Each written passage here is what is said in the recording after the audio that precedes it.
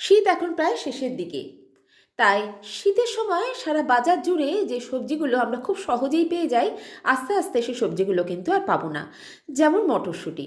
মটরশুঁটি আমরা রান্নায় খেতে ভীষণই ভালোবাসি, কিন্তু সারা বছর মটরশুঁটি পাওয়া আমাদের পক্ষে কোনো রকম সম্ভব নয়। তাই সারা বছর ধরে মটরশুঁটি খেতে গেলে মটরশুঁটিগুলো আমাদের সংরক্ষণ করতে হবে। আজকের ভিডিওতে আমি দেখাবো কিভাবে মটরশুঁটি সংরক্ষণ করে রাখলে সারা বছর মটরশুঁটি খাওয়া যেতে পারে। কিভাবে রাখলে আর কি পদ্ধতিতে রাখলে মটরশুঁটিটা সারা বছর ঠিক একইভাবে থাকবে, সেটাই আজকে আপনাদের জানাবো। সঙ্গে আছি আমি মহুয়া, আর ঘর পরিবার ব্লগে আপনাদের সবাইকে স্বাগত জানাচ্ছি। আশা করি আপনারা সবাই ভালো আছেন। তাহলে শুরু করা যাক আজকের ভিডিওটা। প্রথমে মটরশুঁটিগুলোকে আমি ভালো করে ঠান্ডা জলে ধুয়ে নিচ্ছি। এতে মটরশুঁটির মধ্যে যে ছোট ছোট দানাগুলো থাকে সেগুলো দেখবেন আস্তে আস্তে ওপরে উঠে আসবে, আর যে খারাপ কিছু থাকলে সেটাও কিন্তু উপরে উঠে আসবে। মটরশুঁটি সংরক্ষণের সময় সবসময় মনে রাখতে হবে, যেগুলো বাজে অংশ, যেগুলো নষ্ট হয়ে গেছে তেমন জিনিসগুলো আমরা সংরক্ষণ করব না। আমরা শুধু ভালো মটরশুঁটিগুলি সংরক্ষণ করব। এই যে দেখুন, যেগুলো ছোট ছোট আছে সেগুলো তুলে ফেলে দেব, আর এই মটরশুঁটিগুলো থেকে যেগুলো ভালো সেগুলো রাখবো, আর যেগুলো দেখে মনে হচ্ছে ভালো কিন্তু ভিতরটা ফাঁপা সেগুলো ফেলে দেব। এইভাবে 2-4 বার করলেই সবগুলোই উঠে আসবে। এই পদ্ধতিতে আমি প্রথমেই ঠান্ডা জলে মটরশুঁটিগুলো ধুয়ে নিয়ে মটরশুঁটিগুলো একদমই পরিষ্কারভাবে বেছে নিচ্ছি। মটরশুঁটিগুলো আমি ভালো করে বেছে নিয়েছি। মটরশুঁটিগুলো দেখুন একদম জলের নিচে এখন এইভাবে পড়ে আছে। এবার মটরশুঁটিগুলো আমাদের হালকা করে ভাপিয়ে নিতে হবে। এজন্য আমি একটা পাত্রে জল বসিয়ে দিয়েছি। জলটা যখন ফুটতে শুরু করবে, এবার আমি এর মধ্যে দিয়ে দিচ্ছি 1 চামচ চিনি, আর দিয়ে দেবো 1/2 চামচ মতো নুন। যদি চিনি না দিতে চান তাহলে চিনিটা না দিলেও হবে, কিন্তু নুনটা অবশ্যই দিতে। চিনি আর নুনটাকে জলের মধ্যে মিশিয়ে দিচ্ছি।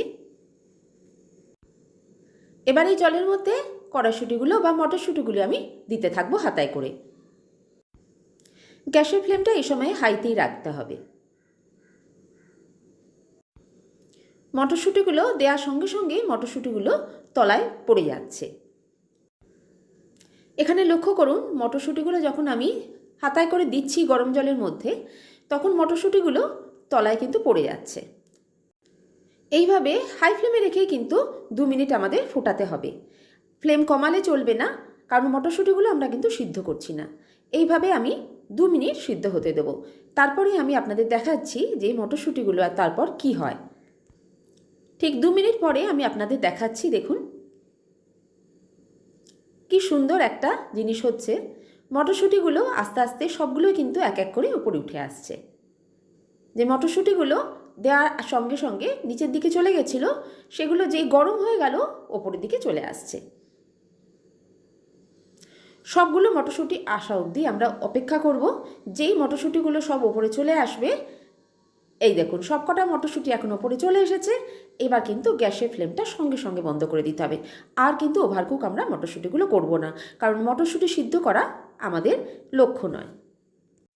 মটরশুঁটিগুলো আর গরম জলে না রেখে এবার কিন্তু ঝটপট মটরশুঁটিগুলোকে ভালো করে ছেঁকে অন্য একটা বাটিতে আমি তুলে নিচ্ছি।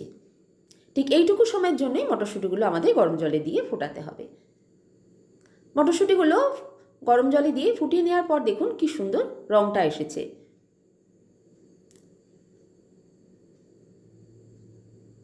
সবকটা মটরশুঁটি আমি ছেঁকে খুব সুন্দর করে তুলে নিলাম। মটরশুঁটিগুলো আমি এই বাটিতে নিয়ে নিয়েছি। মটরশুঁটিগুলো এখন ভীষণ গরম আছে। এগুলোকে এবার সঙ্গে সঙ্গে ঠান্ডা করতে হবে। এই জন্য একটা পদ্ধতি ইউজ করব। একটা বাটিতে আমি নিয়ে নিয়েছি এখানে নর্মাল জল। এবার এই জলের মধ্যে দিয়ে দেবো বেশ খানিকটা বরফ। মটরশুঁটি কুকিং প্রসেসটা আমাদের কিন্তু এক্ষুনি বন্ধ করতে হবে। যেহেতু এগুলোকে আমরা গরম জলে দিয়ে এখন সিদ্ধ করছিলাম, তাই ভিতর থেকে এর কুকিং প্রসেসটা বন্ধ করার জন্য একে এখনই ঠান্ডা করতে হবে, যাতে কাঁচা ভাবটা বজায় থাকে। এই জন্য আমি এখানে বাটির মধ্যে বরফগুলো নিয়ে নিয়েছি। জলটা এখন বেশ ঠান্ডা হয়ে গেছে। এবার এই ঠান্ডা জলের মধ্যে আমি সঙ্গে সঙ্গে ওই গরম মটরশুঁটিগুলোকে দিয়ে দেব। ঠান্ডা বরফ জলের মধ্যে মটরশুঁটিগুলোকে এইভাবে দিয়ে রাখবো। আর মটরশুঁটিগুলো থেকে 7 মিনিটের মধ্যেই দেখবেন একদম নর্মাল টেম্পারেচারে চলে এসেছে। এর থেকে বেশি মটরশুঁটিগুলো চুবিয়ে রাখবো না। মটরশুঁটিগুলো দেখুন এখন জলের নিচে আবার পড়ে গেছে। যখন গরম করেছিলাম তখন জলের ওপরে ভাসছিল, আর এখন জলের নিচে চলে গেছে। এবার আমি মটরশুঁটিগুলোকে আবার ছেঁকে একটা অন্য বাটিতে নিয়ে নিচ্ছি। মটরশুঁটিগুলো দেখুন কি সুন্দর ঝকঝকে একদম তাজা লাগছে, এতটুকু ওভারকুক হয়নি। ঠিক এইভাবে মটরশুঁটিগুলোকে আমাদের প্রসেসিং করে নিতে হবে। আর মটরশুঁটিগুলো এই সময়ও আমাদের দেখতে থাকতে হবে, যদি এর মধ্যে কোনো মটরশুঁটি আমরা খারাপ পাই সেগুলোকেও কিন্তু ফেলে দেবো, কারণ একটা মটরশুঁটি সমস্ত মটরশুঁটিগুলোকেই কিন্তু খারাপ করতে পারে। এইভাবে ছেঁকে ছেঁকে আমি ভালো করে জল ঝরিয়ে একটা অন্য বাটিতে নিয়ে নিচ্ছি।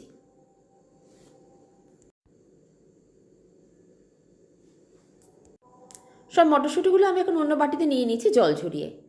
এখনই কিন্তু মটরশুঁটিগুলো আমরা ফ্রিজে রাখবো না, কারণ মটরশুঁটির মধ্যে প্রচুর জল রয়েছে আর মটরশুঁটিটা এখন একদম ভেজা ভেজা। তাই কি করতে হবে, মটরশুঁটিগুলোকে এবার শুকিয়ে নিতে হবে। এই জন্য আমি এখানে একটা টাওয়েল নিয়ে নিয়েছি, যে কোনো একটা কাপড় বিছিয়ে নিলেই চলবে। এবার এরপরে মটরশুঁটিগুলোকে ভালো করে বিছিয়ে দিয়ে আমাদের শুকাতে হবে।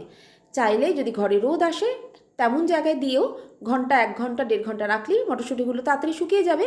আর যদি রোদ না থাকে বা যদি আপনি রাত্রিবেলা করছেন, তাহলে ফ্যানের নিচে টেবিলের ওপরে এইভাবে টাওয়েল বিছিয়ে মটরশুঁটিগুলোকে রেখে দিতে হবে 4 থেকে 5 ঘন্টা। চাইলে ফ্যানের হাওয়াও দিতে পারেন, আবার না দিলেও কিন্তু হবে, তাহলে 5 থেকে 6 ঘন্টা রাখতে হবে। এইভাবে ভালো করে বিছিয়ে দিয়ে আমি এইভাবে রেখে দেবো 5 থেকে 6 ঘন্টা। আমি যেহেতু এটা রাতে করেছি তাই জন্য সারা রাতে আমি এইভাবে রেখে দেবো। এবার আমি একটা সুতির কাপড় দিয়ে হালকা করে উপর থেকে চেপে চেপে অতিরিক্ত জলটাকে এভাবে নিয়ে নিচ্ছি, যাতে মটরশুঁটিগুলো তাড়াতাড়ি শুকিয়ে যায়। নিচে টাওয়েল আছে, সেখানেও জলটা অনেকটা টানবে, আর উপর থেকে হালকা করে আমি এভাবে প্রেস করে অতিরিক্ত জলটাকে তুলে নিলাম। এবার এইভাবে আমি রেখে দেবো, আর 5-6 ঘন্টা রাখার পরে তুলব। পরের দিন সকালে আমি আপনাদের এটা দেখাচ্ছি। এখন মটরশুঁটিগুলো একদম শুকনো হয়ে গেছে আর একটুও জল নেই। এবার মটরশুঁটিগুলো আমরা সংরক্ষণ করতে পারি। আর দেখুন মটরশুঁটির কালারগুলো যেরকম প্রথমে ছিল ঠিক এখন তাই আছে। মটরশুঁটিগুলো আমরা রেডি করে নিয়েছি। এবার দেখাবো যে মটরশুঁটিগুলো আমরা কিভাবে রাখলে ফ্রিজে বা ডিপ ফ্রিজে খুব সুন্দরভাবে 1 বছর পর্যন্ত থাকতে পারে।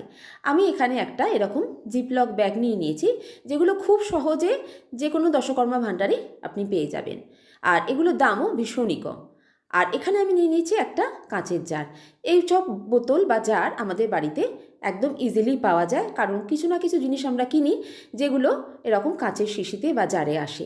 সেগুলো যদি আমরা ধুয়ে রাখি সেরকম জারও আমরা পেয়ে যাব। তাই এইগুলো ঘরের মধ্যে খুব সহজেই আমরা পেয়ে যাব। এগুলোতে এবার আমরা মটরশুঁটিগুলোকে ভরব। প্রথমে আমি জিপলক ব্যাগের মধ্যে ভরছি। ব্যাগের মধ্যে ভরব কীভাবে দেখুন, একদম মুখ পর্যন্ত ভরব না, এমনভাবে ভরতে হবে যাতে খানিকটা অংশ ওপরে ফাঁকা থাকে। মটরশুঁটিগুলো যাতে একদম টাইটভাবে না থাকে, মটরশুঁটিগুলো এমনভাবে রাখবো যাতে মটরশুঁটিগুলো একটু ভিতরে নড়াচড়া করতে পারে, স্পেস যাতে থাকে, ঠিক সেইভাবেই রাখবো। ঢুকিয়ে দেওয়ার পরে মুখটাকে ভালো করে চিপে আটকে দেব, যাতে হাওয়া না ভিতরে আর ঢুকতে পারে। এই রকমভাবে রাখতে হবে। একটা ব্যাগে আমি ভরে দেখিয়ে দিলাম, ঠিক এইভাবে রাখবো, এর থেকে বেশি পরিমাণ ভরবো না। এই ব্যাগটা আমার ভরা হয়ে গেল, এটাকে সরিয়ে রেখে এবার দেখাবো শিশিতে। শিশিতেও আমরা রাখতে পারি, তবে অবশ্যই কাঁচের শিশিতেই রাখবো। কাঁচের শিশির মধ্যেও ভরে ফেলবো, ওপরে একটু জায়গা ফাঁকা রেখে আমরা শিশির মধ্যে ভরে ফেলবো। যেটাতেই ভরবো সেটাতে একটু স্পেস ফাঁকা রাখবো, যাতে জিনিসটা মুভ করতে পারে। এটাতে দেখুন ঠিক এতটাই রাখলাম, বা আরেকটু দিয়েও রাখবো, মুখ অবধি রাখবো না, মানে একদম গলা পর্যন্ত ভর্তি করছি না। এইটুকু স্পেস রেখে এবার টাইট করে মুখটা আটকে দিচ্ছি। বাকিগুলো আমি এই ব্যাগের মধ্যে রেখে দিচ্ছি। আপনারা অনেকেই হয়তো বলবেন যে আমরা মটরশুঁটি এইভাবে সিদ্ধ না করে বা কোনো প্রসেসিং না করে রাখি, তাও কিন্তু ফ্রিজে অনেক দিন থাকে। কিন্তু দেখবেন কয়েক মাস যাওয়ার পরে কিন্তু মটরশুঁটির কালার চেঞ্জ হয়ে যায় আর মটরশুঁটি থেকে একটা অন্যরকম স্মেল আসতে থাকে, যেটা রান্নায় দিলে রান্নার টেস্টটাও খারাপ হয়ে যায়। আপনি যদি গরম জলে ভালো করে ধুয়েও নেন তাও কিন্তু গন্ধটা যায় না। এইভাবে একবার করে দেখবেন, মটরশুঁটিতে কোনো রকম গন্ধ হবে না আর এর কালারও কিন্তু চেঞ্জ হবে না, যেমন রাখছেন ঠিক তেমনই থাকবে। এই প্রসেসটা করে নেওয়ার ফলে মটরশুঁটিটা যেরকম তাজা ভাব ঠিক তেমনই তাজা ভাব থাকবে, অথচ আপনি যদি 6 মাস 8 মাস বাদেও খান তাহলেও কিন্তু একদম একই রকম থাকবে, মনে হবে যেন আপনি শীতকালে মটরশুঁটি খাচ্ছেন। এইভাবে আমি শিশিতে আর এরকম ব্যাগের মধ্যে ভরে নিয়েছি।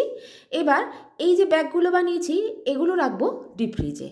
এইগুলো অনেক দিন চলার জন্য রাখবো, যেমন 6 মাস 8 মাস কি 1 বছরের জন্য এইভাবে আমরা ফ্রিজে স্টোর করব, সেগুলো প্লাস্টিকের ব্যাগে। আর যে শিশিতে ভরেছি এটা রাখবো নর্মাল ফ্রিজে। অনেক সময় হয় যে আমরা ডেলি টু ডেলি লাইফে ইউজ করার জন্য কিছু মটরশুঁটি রাখি, সেগুলো রাখবেন এরকম কাচের শিশিতে, এটা রাখবেন নর্মাল ফ্রিজে। তাই যখন ইচ্ছা বার করে রান্না এর মধ্যে দিয়ে দেবেন, এটা 1 মাস 2 মাস 3 মাসও আপনি ইউজ করতে পারেন, কিচ্ছু খারাপ হবে না। আর এই প্যাকেটগুলো রাখবেন ডিপ ফ্রিজে। এগুলো পরের দিকে বার করবেন বছরের শেষের দিকে, 6 মাস 8 মাস পরে যখন আপনার মন চাইবে। এইভাবে পদ্ধতি করে বা প্রসেসিং করে যদি মটরশুঁটি রাখতে পারেন তবে শীতের মটরশুঁটির স্বাদ সারা বছর ধরেই পাবেন। আর এখন শেষের দিকে বাজারে মটরশুঁটির দামও কিন্তু এখন অনেকটাই কমে গেছে, তাই এখন আমাদের বাড়িতেও মটরশুঁটি অনেক বেশি বেশি পরিমাণেও আমরা কিনে আনতে পারছি। এই সময় মটরশুঁটিগুলো যদি এইভাবে প্রসেসিং করে রাখেন তাহলে সারা বছর খাওয়া যেতে পারে। কেমন লাগলো আজকের ভিডিও অবশ্যই জানাবেন, আর ভালো লাগলে একটা লাইক শেয়ার আর সাবস্ক্রাইব করার অনুরোধ রইল। আর আমার চ্যানেলে নোটিফিকেশান পেতে বেল আইকনটাকেও প্রেস করতে ভুলবেন না, যাতে আমি যখনই কোনো ভিডিও আপলোড করি সেটা আপনার কাছে সরাসরি পৌঁছে যায়। আজ এই পর্যন্তই, আবার কোনো নতুন ভিডিও নিয়ে আপনাদের সঙ্গে দেখা হচ্ছে। সবাই ভালো থাকবেন, সুস্থ থাকবেন, আনন্দে থাকবেন।